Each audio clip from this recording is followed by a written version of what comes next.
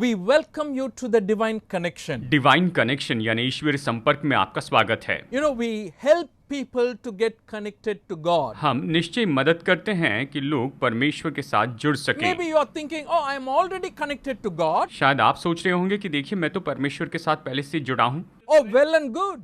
तो बहुत अच्छी बात है। But in this program, we always encourage people and emphasize the thesis that if you're connected with God, your life will always be better.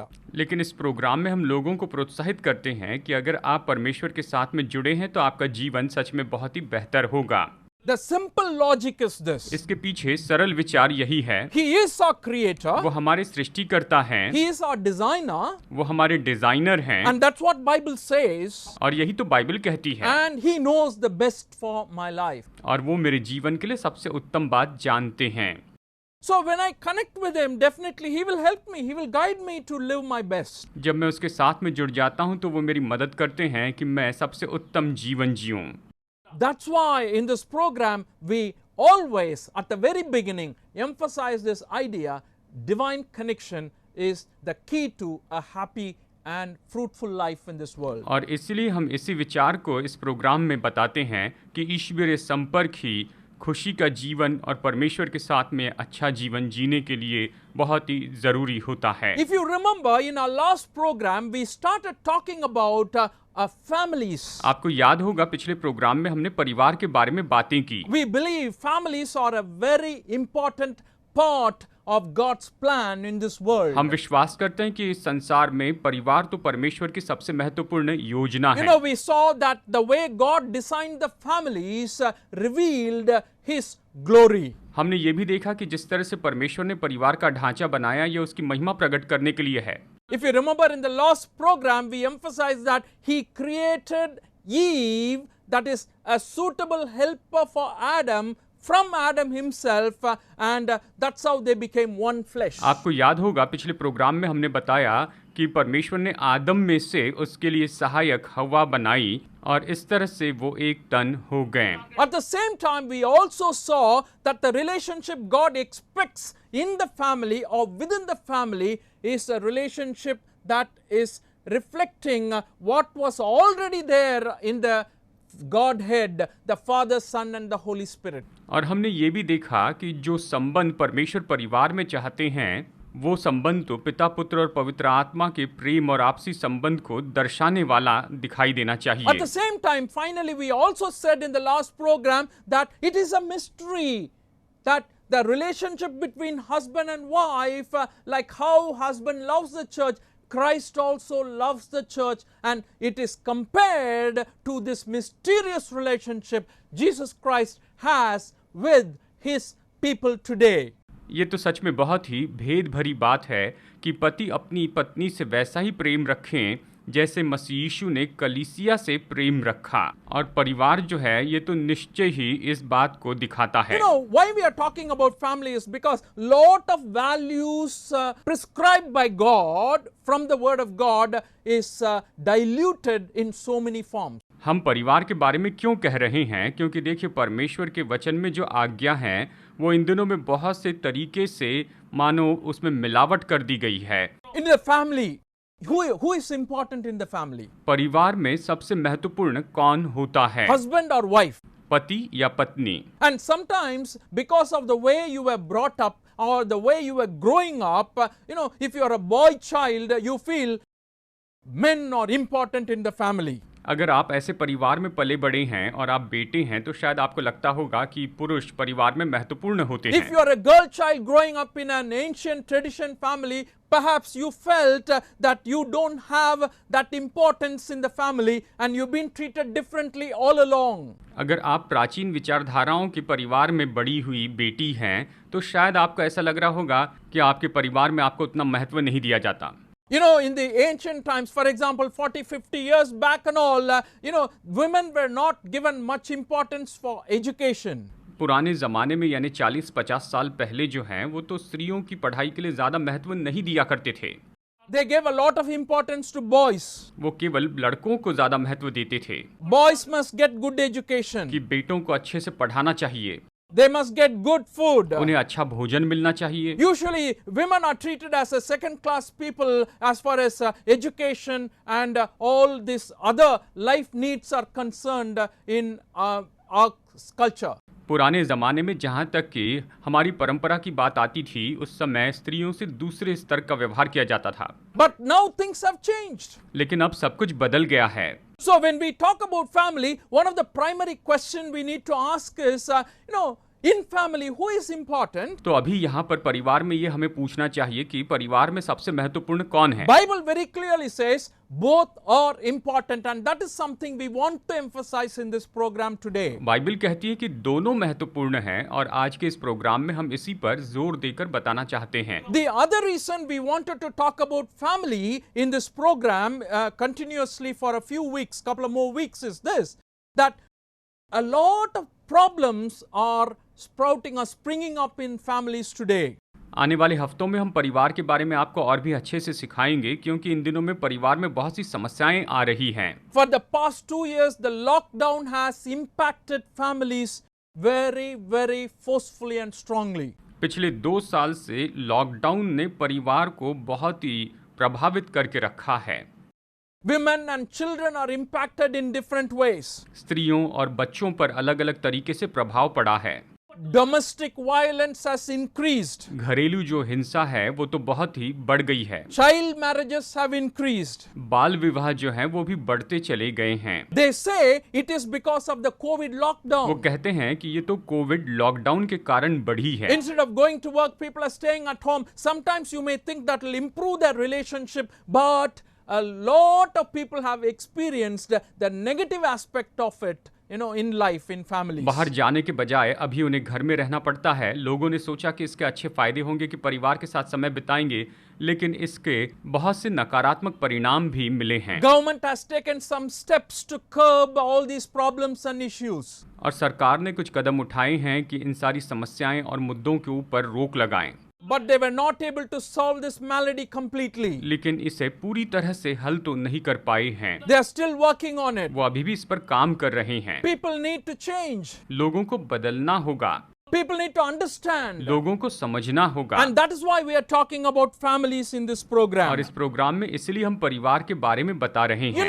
Bible is an important book that guides our family lives. Bible बहुत ही महत्वपूर्ण किताब है जो हमारे पारिवारिक जीवन में हमारा मार्गदर्शन करती है। And when the Bible guides us, if you follow what the Word of God says, definitely you will have a very, very fruitful and blessed family life in this world. Bible हमारा मार्गदर्शन करती है। जब आप इसका पालन करते हैं तो इस पृथ्वी पर आप बहुत ही अच्छा आशीषित पारिवारिक जीवन जी पाएंगे। आप सच में उत्तम और आशीषित जीवन जी पाएंगे। I like this one verse from the Old Testament for various reasons. There are many, many verses, but I like this one. पुराने नियम का एक वचन मुझे बहुत से कारणों से पसंद है। ऐसे बहुत से वचन है, लेकिन मुझे ये पसंद The है। book of Joshua, chapter 24, verse 15. यहोशू की किताब अध्याय 24 वचन 15। It says, "But if serving the Lord seems undesirable to you, then choose for yourselves this day whom you will serve, whether the gods of your forefathers served beyond the river or the gods of the Amorites in whose land you are living. But as for me and my household, we will serve the Lord." और यदि यहोवा की सेवा करनी तुम्हें बुरी लगे तो आज चुन लो कि तुम किसकी सेवा करोगे, चाहे उन देवताओं की जिनकी सेवा तुम्हारे पुरखा महानद के उस पार करते थे, और चाहे एमोरियों के देवताओं की सेवा करो जिनके देश में तुम रहते हो, परंतु मैं तो अपने घराने समेत यहोवा ही की सेवा नित्य करूंगा। This is the plan God has for families. परिवार के लिए यही तो परमेश्वर की योजना है। Joshua says this to the people of Israel, "You choose for yourselves today." यहोशू इस्राएली लोगों से कहता है कि आज तुम अपने लिए ये चुन लो। I want to tell you the same thing. You choose for yourselves today. मैं आपसे भी यही कहना चाहता हूँ कि आज आप अपने लिए खुद चुन लो। I cannot compel you to follow what is written in the Bible. मैं नहीं चाहता कि आपको बेबस करके बाइबल में जो लिखा है उसका अनुकरण करवाऊं। I'm not going to force you. मैं जबरदस्ती नहीं करता। I'm only presenting to you what God's plan is for the family life. मैं आपको बस बता रहा हूं कि पारिवारिक जीवन के लिए परमेश्वर की योजना क्या है। Joshua says here very clearly, as for me and my house, that is the household, we will serve the Lord. यहोशू स्पष्ट कहता है कि मैं तो अपने घराने समेत यहोवा ही की सेवा करूंगा। All the people in the family having faith in the Lord. परिवार के सभी लोग प्रभु पर विश्वास रखेंगे। All the family members following the commandments of God. परिवार के सारे सदस्य परमेश्वर की आज्ञाओं को मानेंगे। The father, mother, children, entire family. माता, पिता, बच्चे, सभी परिवार। That is God's plan for the family. परिवार के लिए यही तो परमेश्वर की योजना है। That's why understanding the family life is very important and the Bible speaks a lot about it. इसलिए पारिवारिक जीवन को समझना बहुत महत्वपूर्ण है और बाइबल इसके बारे में हमें बताती है। In the family life, like we already saw, the two are becoming one. पारिवारिक जीवन में जैसे हमने देखा है कि ये दोनों एक हो जाते हैं। In the previous sermon, we spoke about how it is a mystery and how it is the wisdom of God. पिछले संदेश में हमने देखा कि कैसे ये भेद है और कैसे ये परमेश्वर की बुद्धि है। In God's plan for the family, or the partakers of the family, the man and woman are important. देखिए, ये जो परिवार है उसमें या जो परिवार में जो सहभागी है उसमें पुरुष और स्त्री दोनों बहुत ही महत्वपूर्ण हैं। ये महत्वपूर्ण हैं। You know why? जानते हैं क्यों? Both are created in the image of God. क्योंकि दोनों परमेश्वर के स्वरूप में बनाए गए हैं। Genesis chapter 1 verses 26 to 27. उत्पत्ति अध्याय 1 वचन 26 और 27 कहता है, Then God said, let us make man in our image, in our likeness, and let them rule over the fish of the sea and the birds of the air, over the livestock, over all the earth, and over all the creatures that move along the ground. So God created man in his own image. In the image of God he created him, male and female he created them. फिर परमेश्वर ने कहा, हम मनुष्य को अपने स्वरूप के अनुसार अपनी समानता में बनाएं और वे समुद्र की मछलियों और आकाश के पक्षियों और घरेलू पशुओं और सारी पृथ्वी पर और सब रेंगने वाले जंतुओं पर जो पृथ्वी पर रेंगते हैं अधिकार रखें। तब परमेश्वर ने मनुष्य को अपने स्वरूप के अनुसार उत्पन्न किया, अपने ही स्वरूप के अनुसार परमेश्वर ने उसको उत्पन्न किया, नर और नारी करके उसने मनुष्य की सृष्टि की। The understanding is so clear, and that is the first idea I want to leave before you, and even before the music break, that both men and women who are part of the family, the original family that God created, are created in His own image. सबसे पहले और music के break के पहले यही पहला विचार मैं आपको बताना चाहता हूं कि परमेश्वर ने परिवार के लिए जो योजना बनाई है उसने उसे अपने स्वरूप में बनाया। Why I am emphasizing is that, the distinction that we spoke of earlier, because of cultural differences, because of the way we were brought up, all that is not accepted by God, or all that is not actually pleasing to God. मैं यही कहना चाहता हूं कि जिस तरह से मैंने आपको पहले बताया कि बेटे और बेटी में या स्त्री और पुरुष में फर्क किया जाता है, परमेश्वर ने ऐसा नहीं बनाया था। How God created us in His own image, male and female, He created them. परमेश्वर ने अपने स्वरूप में मनुष्य को बनाया, नर और नारी करके उसने उन्हें बनाया। So you compare with all other creations, mankind is unique in his identity. जब आप सारी सृष्टि के साथ मनुष्य की तुलना करें तो मनुष्य जो है वो अपनी पहचान में बिल्कुल अलग हैं। The uniqueness is stated in the verse we read a little while ago, Genesis 1:26 and 27. उत्पत्ति 1:26 और 27 जो हमने पढ़ा है इसमें ये अद्भुत बात बताई गई है, इसमें ये कारण बताया गया है। I want to read 27 again because it says, so God created man in His own image. In the image of God He created him. Male and female He created them. वचन 27 कहता है, तब परमेश्वर ने मनुष्य को अपने स्वरूप के अनुसार उत्पन्न किया, अपने ही स्वरूप के अनुसार परमेश्वर ने उसको उत्पन्न किया, नर और नारी करके उसने मनुष्य की सृष्टि की। This image of God, many times people think of the physical appearance that we have is the image of God. ये जो परमेश्वर का स्वरूप है, कई बार हम सोचते हैं कि ये तो हमारा शारीरिक ढांचा है या दिखावा है। It is not the external appearance. ये बाहरी ढांचा नहीं है। Some animals may resemble human beings in many ways, even 90%. देखिए, कुछ ऐसे पशु हैं जो कि मनुष्य के जैसे होते हैं 90% के लगभग, But still they are not human beings. लेकिन फिर भी वो मनुष्य तो नहीं हैं। What makes us distinct from those animals? उन सभी प्राणियों से कौन हमें बिल्कुल अलग करता है? What makes us different from all other creation? और सारी सृष्टि से कौन सी बात हमें बिल्कुल अलग करती है? We read in this verse, we are created in His image. हमने इस वचन में पढ़ा है कि हम उसके स्वरूप में बनाए गए हैं। That means God breathed His Spirit into our nostrils. इसका मतलब परमेश्वर ने अपनी आत्मा हमारी नथनों में फूंक दी है। After making man, His Spirit was put into man's body. मनुष्य को बनाने के बाद में मनुष्य की देह में उसका आत्मा रखा गया।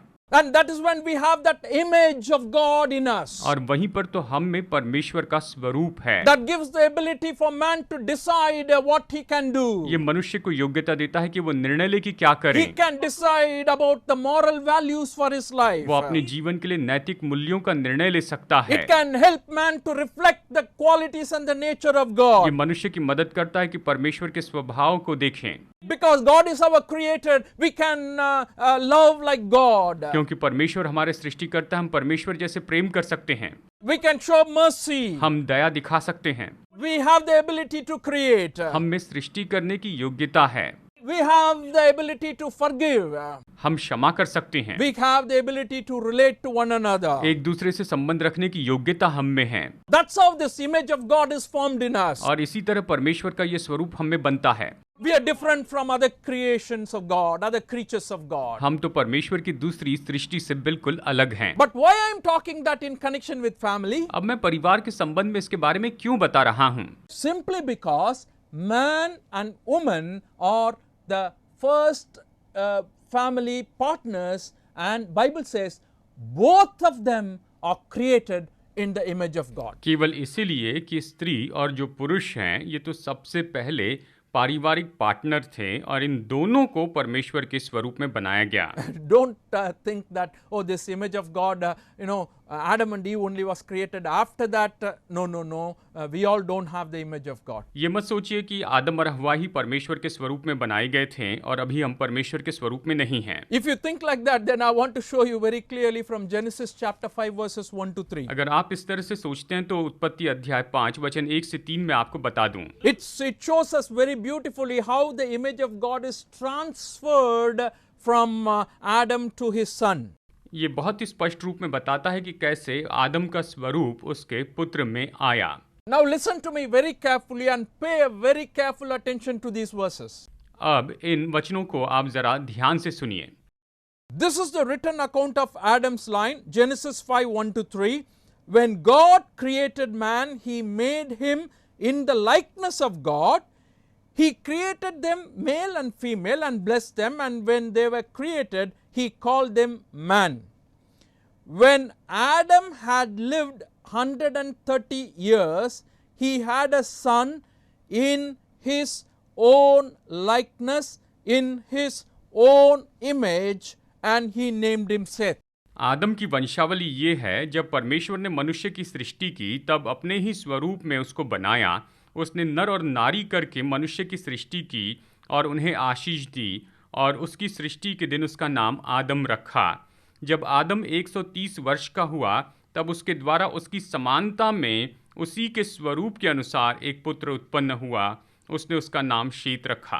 Adam had a son in his own likeness, but Adam was in the likeness of God. आदम का बेटा उसकी समानता में था और आदम परमेश्वर की समानता में था, परमेश्वर के स्वरूप में था। Adam had a son in his own image, but Adam had the image of God. आदम का पुत्र उसी के स्वरूप में आया, लेकिन आदम में परमेश्वर का स्वरूप था, परमेश्वर का स्वरूप आदम में था। So that's how the image of God is transferred, to mankind continuously, and mankind increased in this world. तो परमेश्वर का स्वरूप मनुष्य में इस तरह से उंडेला गया और मनुष्य इस संसार में बढ़ते चले गए। परमेश्वर की स्वरूप और समानता मनुष्य में इस तरह बढ़ती गई। That image of God is the Spirit of God that is dwelling in us.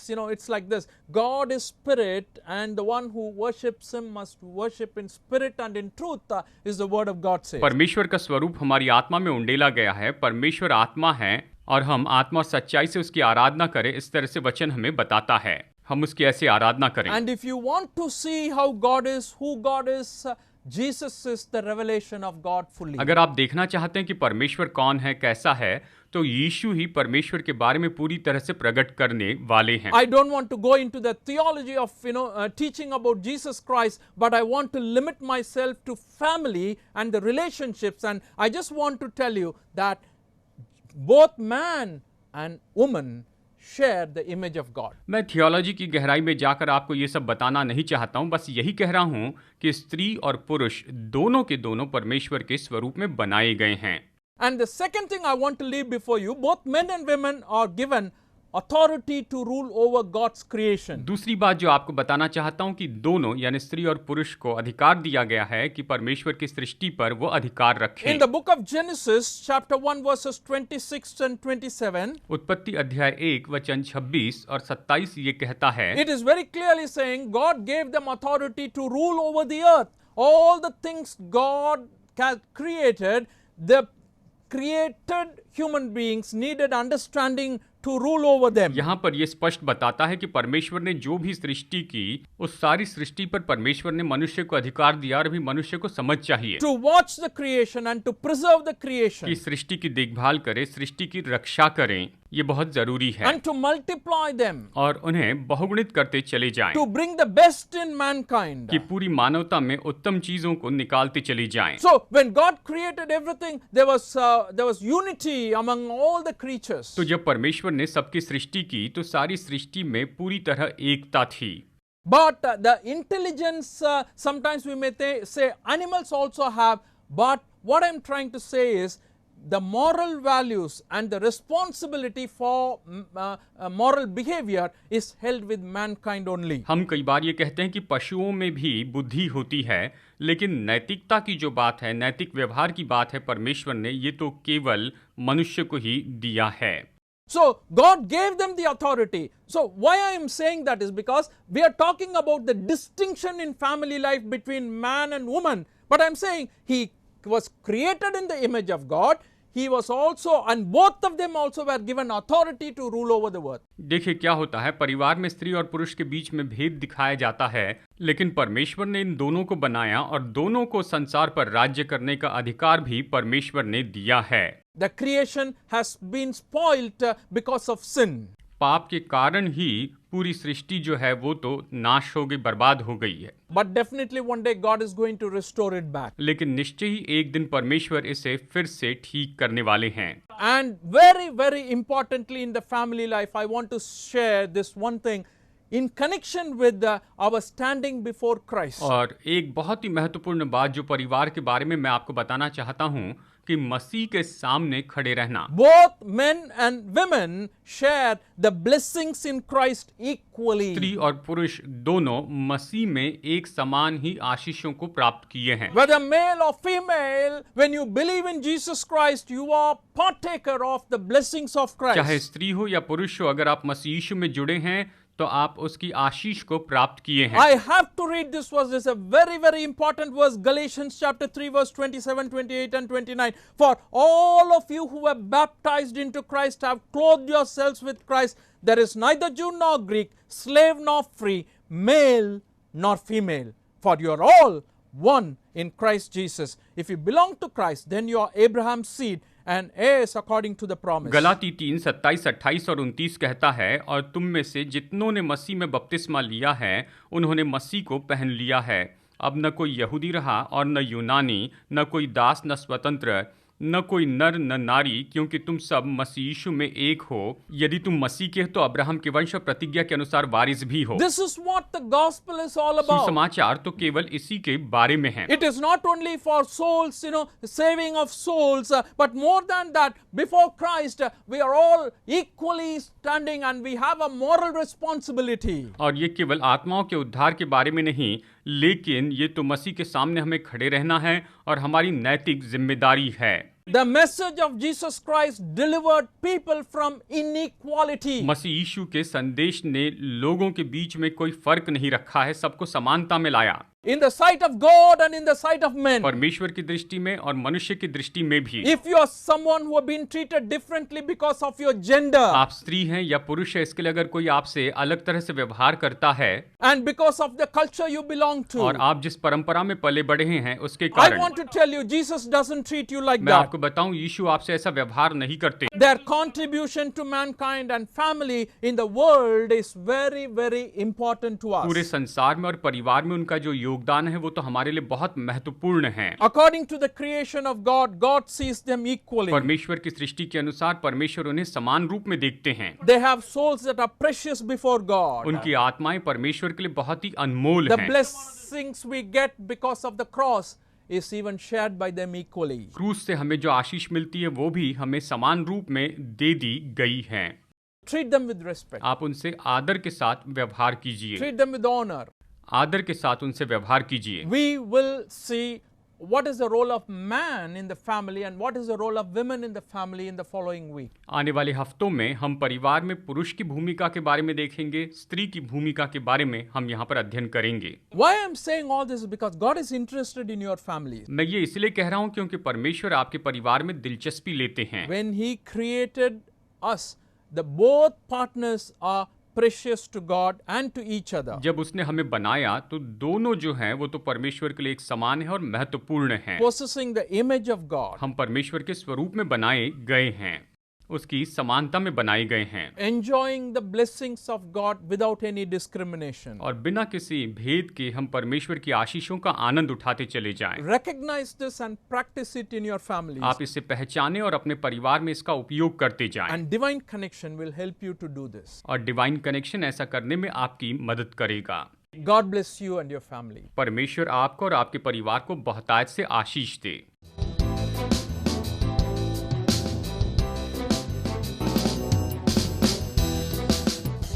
Study the Word of God in a private and personal way through our online study website.